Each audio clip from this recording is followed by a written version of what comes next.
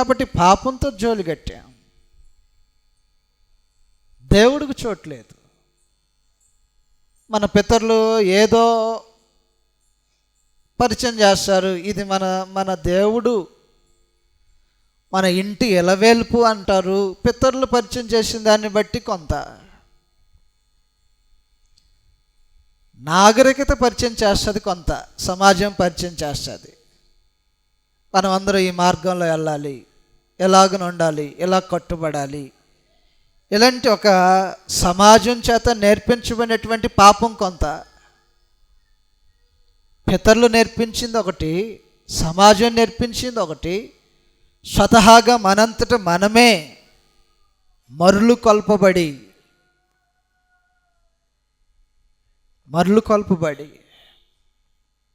పాపంతో జోలి కట్టుకుంటూ బ్రతుకుతుంటే ఈ పాప మానవుని ఏం చేయాలి దేవుడు వాస్తవంగా?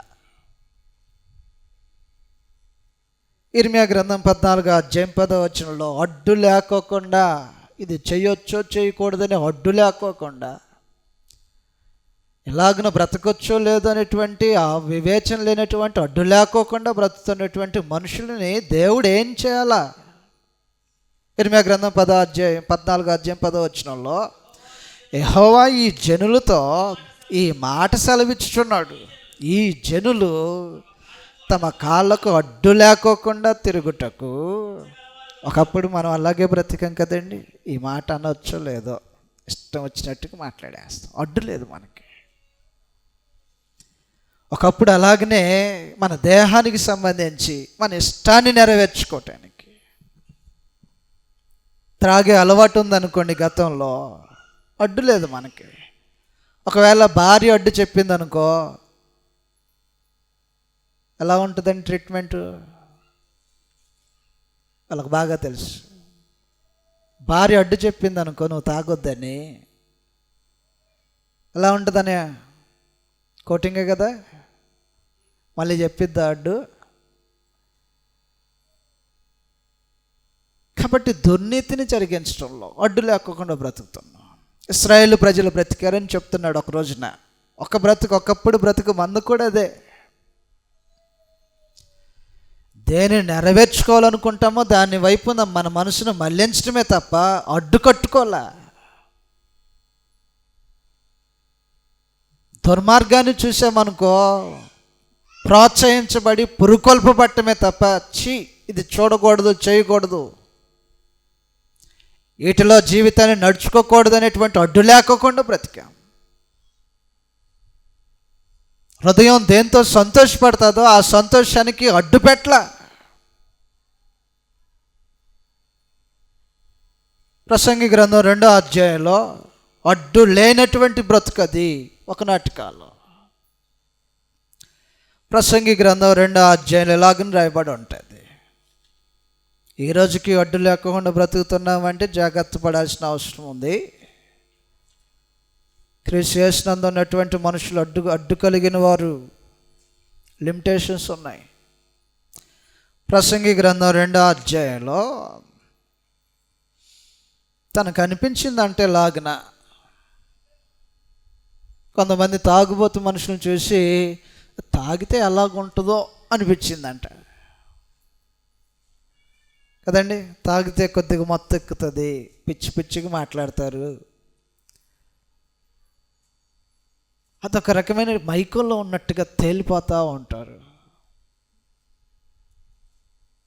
రోడ్డున ఈ చివరి నడుస్తుంటే ఆ చివరికి వెళ్తుంటారు. అది అద్భుతమైన ఫీలింగ్. అది తెలుసా మీకు? తాగిన వాళ్ళ యొక్క పరిస్థితి ఎలాగుంటుందో.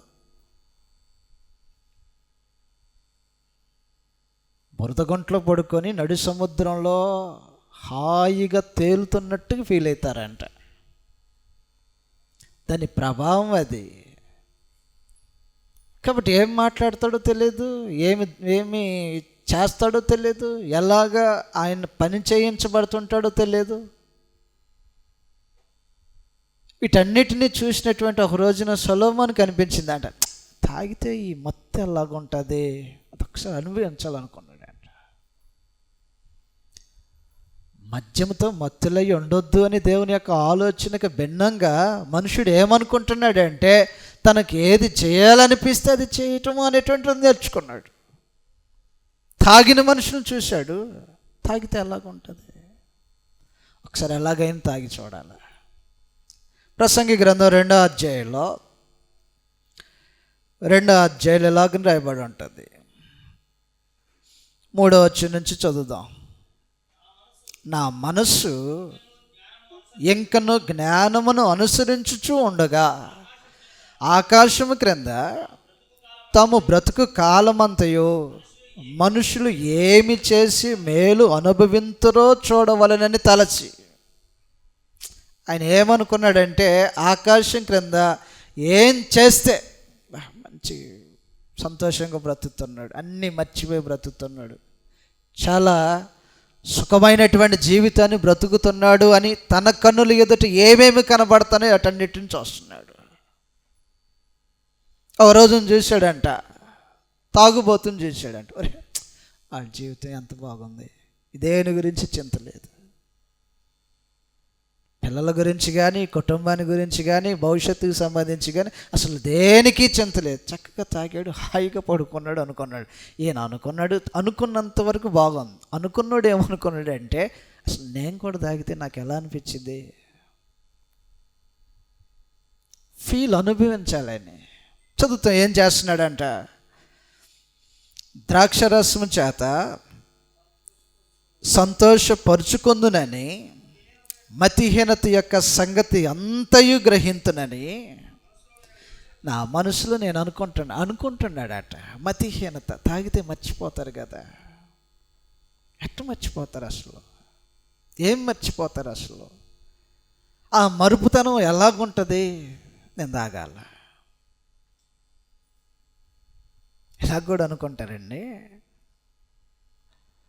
తాగినోని చూసి వాడి మతిహీనతలో మతిమరుపులో ఉంటే, విలాసంగా ఎక్కడో ఊగిలాడిపోతుంటే ఆ ఫీలింగ్ ఎలాగుంటుందో చూడాలనుకున్నాడంటే ఎంత తాగటం మొదలుపెట్టాడు.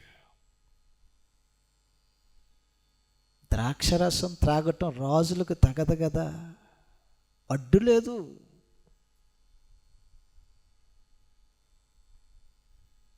తాగితే ఏమవుతుందో దేశము రాజ్యము అనేటువంటి అడ్డు లేకోకుండా, ఆలోచన లేకుండా వాడిని చూశాడు, నాకు తాగాలనిపించింది, తాగేసేసాడు. బంగారం సంపాదించినటువంటి బంగారపు ఐశ్వర్యవంతులను చూసి, ఇంత బంగారం ఉంది కదా వీళ్ళ దగ్గర, ఇంత బంగారం ఉంటే అసలు ఎలా ఉంటుంది ఆయన ఫీలింగు, బంగారం సంపాదించడం మొదలుపెట్టాడు. మేడ మిద్దెలు కట్టించుకుంటే ఆ మనుషుని యొక్క భావన ఎలాగుంటుందో కట్టేయటం మొదలుపెట్టాడు. లోకంలో ఉన్నటువంటి జనులు ఎలాగైతే సంతోషపడుతున్నారో ఆ సంతోషం అంతా నేనెత్తుక్కోవాలని భావంతో అడ్డు లేకోకుండా చేస్తున్నాడట కార్యాలు. 2వ అధ్యాయము 10వ వచనంలాగా రాయబడి ఉంటుంది. 2వ అధ్యాయం 10వ వచనంలో, నా కన్నులు ఆశించిన వాటిలో దేనిని అవి చూడకుండా అడ్డు లేదు. త్రాగాలనుకుంటే త్రాగటం, దుర్మార్గం జరిగించాలనుకుంటే దుర్మార్గం జరిగించటం, సుఖభోగాలు అనుభవించాలనుకుంటే సుఖభోగాల వైపు వెనకాల పరిగెత్తటం, ఆశించకుండా దేనికి అడ్డు చెప్పలేదట. ఏమి అద్భుతమైనటువంటి స్టేట్మెంట్ చేస్తున్నాడు సొలొమోను గర్వంగా. నేను దేనికి అడ్డు చెప్పను, ఇట్స్ మై ఒపీనియన్. ఏంటి నీ ఒపీనియన్? నేను దేనికి అడ్డు చెప్పను అంతే.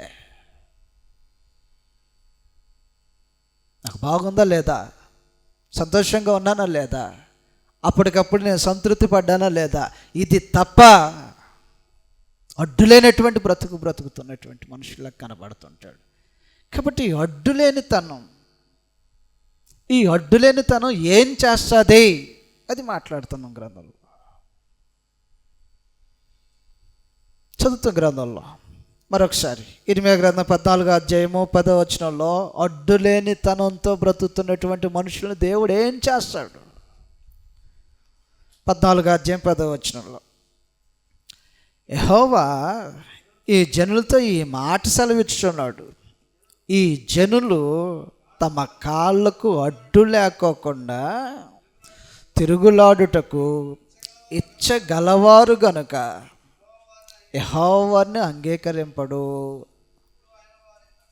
ఇప్పుడు ఆయన వారి అక్రమమును జ్ఞాపకము చేసుకొనును, వారి పాపములను బట్టి వారిని శిక్షించును. ఇది ఎక్కడెక్కడ పాపం చేసావు, ఏ విధంగా పాపానికి చోటిచ్చావు, పాపంతో జోలి కట్టడానికి ఏ ఏ సందర్భాల్లో ఏ ఏ విషయాలలో నీ దేహాన్ని పాపానికి అవయవాలుగా అప్పగించేసేసావు, సాధనాలకు అప్పగించావు. దేహం అప్పగించబడుకోకుండా పాపం జరగదు. చదువుతాం గ్రంథంలో, రోమీయులకు రాసిన పత్రిక 6వ అధ్యాయంలో నీ దేహపు అవయవాలు, నీ అంతరంగాన్ని దేనికి అప్పగిస్తావో కావాలని అప్పగించుకోవటం. రోమీయులకు రాసిన పత్రిక 6వ అధ్యాయము 12-13 వచ్చేలాగా రాయబడి ఉంటుంది, చదువుదాం. కాబట్టి శరీర దురాశలకు లోబడినట్లుగా చావునకు లోనైన మీ శరీరమందు పాపమును యాలనీయకుడి, మరియు మీ అవయవములను దుర్నీతి సాధనములుగా పాపమునకు అప్పగించుకోవద్దు. అప్పగించుకున్నావంటే దేవుడు ఏం చేస్తాడు? నీ దేహం యొక్క అవయవాలు పాపానికి సాధనంగా, దుర్నీతికి సాధనంగా, చెడుతనానికి, దుష్టత్వానికి సాధనంగా, దేవునికి చోటు లేనటువంటి పరిస్థితిలో మనుషుడు బ్రతకటం నేర్చుకుంటే దేవుడు ఏం చేస్తాడు? పాపమునకు తగిన శిక్ష విధిస్తాడు. ఇర్మీయా గ్రంథం 14వ అధ్యాయం. వారి పాపమును బట్టి శిక్ష. పాపం చేసావా? శిక్ష. దుర్నీతితో బ్రతుకుతున్నావా? శిక్ష. దుష్టత్వమా? శిక్ష. వైరమా? శిక్షే.